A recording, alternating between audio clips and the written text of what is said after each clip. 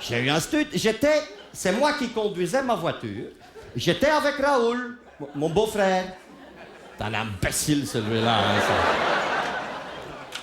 Et il m'a demandé d'aller le conduire à la gare de Courtrai.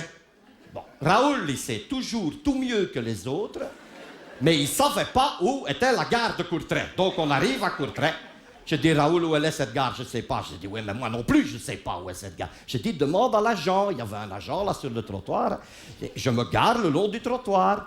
Et alors, Raoul, il ouvre un peu la vitre, mais un tout petit peu seulement, parce qu'il pleuvait. Et il ne voulait pas trop se mouiller. Donc, il ouvre un petit peu et il s'approche comme ça pour demander à l'agent. Hein, mais il y a juste son nez qui passe. Oui, mais Raoul, il a un nez. C'est un grand nez hein, qu'il a. Très long comme ça. Quand il prend une douche, il fume, ben, elle ne s'éteint pas, cette cigarette. L'eau passe comme ça. Hein, mais vraiment grand. Hein. Je suis sûr, s'il n'y avait pas d'os dans son nez, eh ben, son nez pendrait devant sa bouche comme ça. Sûrement. C'est tout long, tout fin. On dirait un couteau. Si tu lances un pain à sa figure, il te revient en tranche. Hein.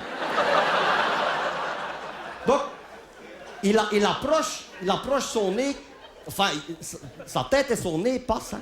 Et il demande à l'agent, il dit, pardon, monsieur l'agent, mais est-ce que... Je dis, ouais, mais enfin, comme ça, l'agent, il va jamais entendre ce qu'il dit. Je vais baisser un peu ce carreau. J'en fais pas depuis longtemps, cette voiture, moi. Hein. Donc, je me trompe, je pousse, la vitre remonte, et lui, oh là, voilà, là. L'agent, il était mort de rire.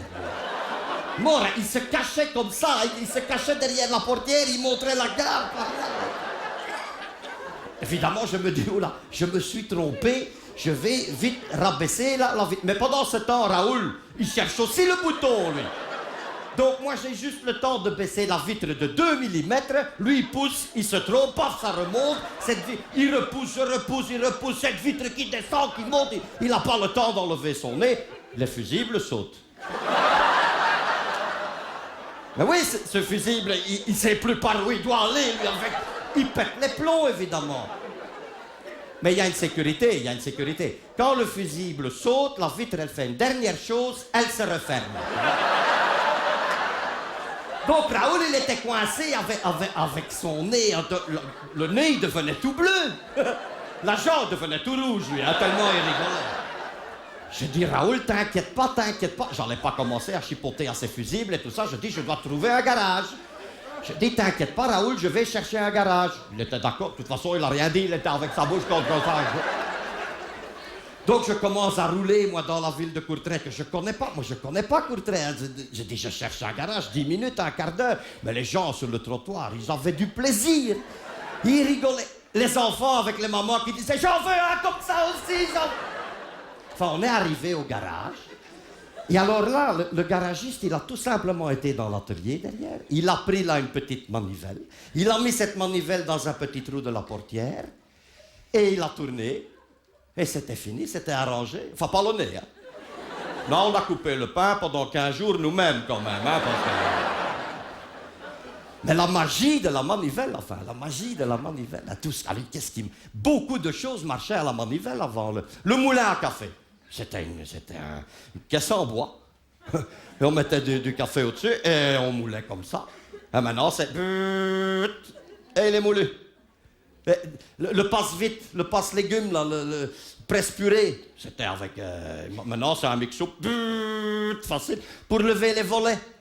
C'était une manivelle, maintenant c'est... Mais les gens, ils étaient beaucoup plus musclés avant.